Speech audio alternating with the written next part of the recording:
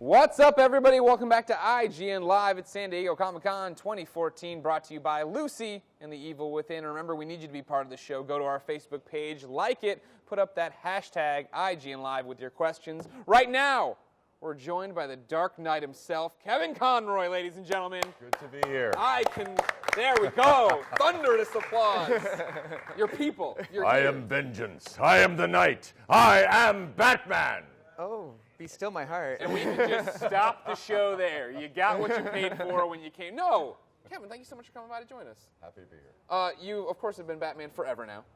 That's 23 years. 23 years Isn't that wild? Of Batman. That's insane. And I just went in for a cold audition. They were just seeing actors for... What did they say it was for?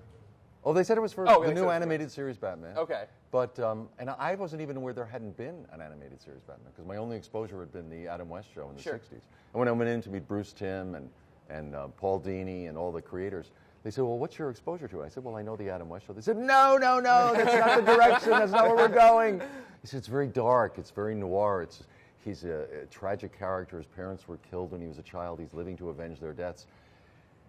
And so I'm a film actor, a stage actor from New York. I was in LA doing a TV series, so I just put myself in that situation as an actor and used my imagination. And my voice got deeper and darker and huskier and got it to a place where this sound came out. And they just, they hired me on the spot. No way. But it was really? just actor. It was just a freaky kind of actor, hand in glove, happening to make the right choice at that right day. Because they saw hundreds of people. Oh, sure, yeah. Well, at what point in the process did Mark Hamill come along, who was the voice of the Joker? He was so awesome. Actually, Mark was the second Joker. The first Joker was a wonderful, wonderful actor, and whose name I'm blanking on now, from a Rocky Horror Show. Susan Sarandon. No, Tim... Tim Curry? No. Tim Curry. Yeah, okay. He was fantastic. But it was a great example of how two different actors can play a role in different ways. Tim Curry was scary, like lock up the children, don't let them watch the show. Yeah. And Mark came in and he was scary, hysterically funny. Yeah. So it was just, they were both crazy, but one was crazy funny, the other was crazy like crazy, scary crazy. So, but it was a great example of how different actors can approach a role and bring something different to it. Like Mark, I always thought would be the definitive Joker. I didn't think anyone could ever do it better than that. And then I saw Heath Ledger's film version. Oh my God, it took it to a whole different level. It was a whole different direction. It was great. Well, and now we've got Troy Baker doing it in this new movie we're doing, and he's fantastic. But it's just different. Everyone brings something different to it. Now, you say all that, and I think it's true. We just had Jim and Dan on. Jim was talking about how people take Batman and they do all this different stuff with him, and it's this shared creation of a mythos and stuff. You say different people come at Batman. You've been Batman for 23 years, and they keep coming back to you. That's got to feel pretty good. Isn't that great? Yeah. No, it's great. Look, it's such an honor to have been a part of it for so long, I've developed a great identity with the role and the character. My way of approaching it has always been, which I think was the take that a choice I made early, which I think was sort of my key into it, was that Batman is two people. He's Batman and he's Bruce Wayne. He's two personas. And it was that, and most people I think of Batman as you're putting on the costume and that's the role. I decided that putting on the suit and being Bruce Wayne was the role. That in his soul, he's really Batman. Because he's so damaged by what happened to him as a child. Sure. That's the way he dealt with that tragedy. He became this dark, twisted Avenger. And when he has to face the world and function, he puts on his suit and he becomes charming Bruce Wayne. Sure. So that was my kind of take on it, and it really worked for me. I mean, and you're talking about the fact that, again, people interpret it different. That's like pretty much canon now. I think everybody who reads a Batman or plays Batman, that's what they see, right? It's funny, on the way here, I was catching up on my comics, and I'm reading the comic in my head, of course, but I'm hearing your voice. Like, you are Batman. But see, that's the idea. I brainwash people when they're very young.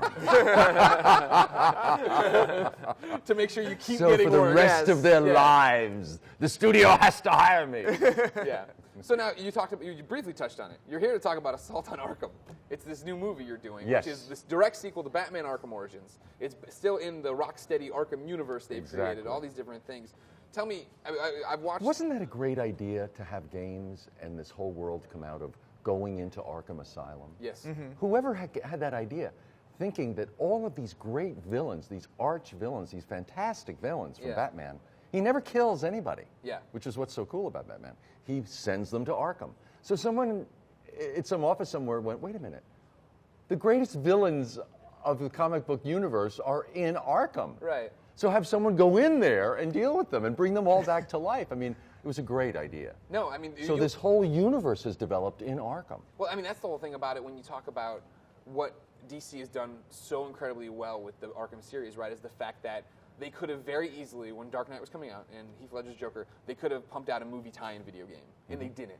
They said, we need to make an awesome Batman game, and they gave it to Rocksteady, and they gave them time. There was no tie-in. Eventually, the game came out, and now you look back all these years, right, and there's this franchise now that is now spiraling out into its own comics, into its own animated movies.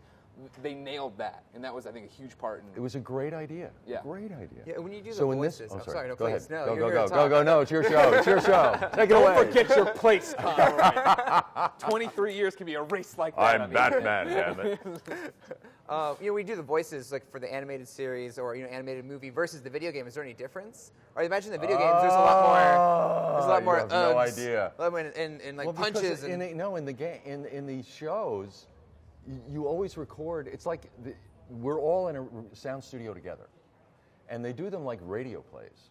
So it's like me and Mark Hamill and Arlene Sorkin and who's ever in the show. We're all in there together. So when you're acting, for people who don't act, they don't probably understand this. It's like playing a game of ball when you were a kid. Sure. You throw the ball to someone, you catch it, and you throw it back, and you catch it.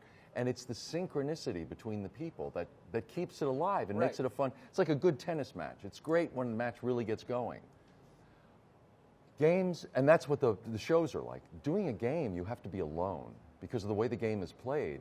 They need literally thousands and thousands and thousands of isolated lines, depending on how the game's going to be programmed and played. You're just locked in a little booth with a giant. So you're alone in a booth for hour after hour after hour, day after day after day, keeping the voice real, keeping the Batman voice real, and juicing it up to keep it alive, the performance alive. But it's all alone, so you have only yourself to feed you. It sounds tough. But it's not why you become an actor. Let me put it that way. But it pays the bills. But it's not why you become an actor. Ladies and gentlemen, speaking of throwing the ball back and forth, we're throwing the ball to you. Here's a question from Daniel. He says, out of all the years you have done Batman, is there any particular story/moment that really impacted you about him? Good, bad, or sad? My favorite Batman show was Dreamscape. Yes. Which is incredible. Yeah. And he gets drugged, and he goes into this. A lot of it's in black and white, so it's very film noir. But from an actor's perspective, it was fun because I always do the Batman and the Bruce Wayne voice. In Dreamscape, he gets drugged and he goes back into his childhood. So I had to do young Bruce Wayne, and then they had me do Thomas Wayne, my father. And then I had to be drugged Batman. So I was doing 5 voices in one episode, all of whom had to be directly, believably related, but distinct. Each character had to be distinct. So from an actor's perspective, it was fun. Wow. And it was just wall-to-wall me, so I loved it. So you must have to do drugs. I'm kidding. Your favorite thing. You must have to do drugged Batman a lot because he's constantly getting gassed by the Scarecrow and getting poisoned and stuff. I know, or beaten and bloodied, and I do a lot of It got to be a joke because our director's name is a wonderful woman named Andrea Romano, and one day early on she had me doing a fight scene. She said, okay, now you get hit in the stomach, and now you're lying on the ground, and we need a little gasp, So I said, Andrea, when I was done. Nice. So they went crazy, and that got to be a take that every time I would do a fight scene, I would end it with, ooh, Andrea. Kevin Conroy, you are a national treasure. I could talk to you forever. You. I'm sorry, I can't. I'm so privileged to have been a part of this for so long. We're privileged to have you on the show. Thank you so much for coming. Assault on Arkham, your next role there as the Dark Knight, comes out at the end of July, digital, August 12th, physical. It's a great movie. Don't miss it. Then you got that. Then you got that Arkham Knight game coming up. Which we don't talk about. Dang it! Oh gosh! Darn it. Ladies and gentlemen, we're going to continue to talk about everything cool and nerdy from San Diego Comic-Con. So don't go anywhere. Here are some things to pay the bills.